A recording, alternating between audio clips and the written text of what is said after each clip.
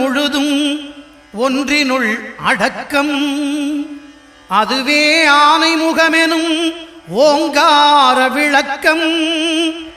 சுழலும் கோள்கள் அவன் சொல் கேட்கும், அவனை தொழுதால் போதும் நல்லதே நடக்கும். ஆனை முகனை தொழுதால் நவக்கிரகங்களும் மகிழும், நல்லதே நடக்கும், நல்லதே நடக்கும்.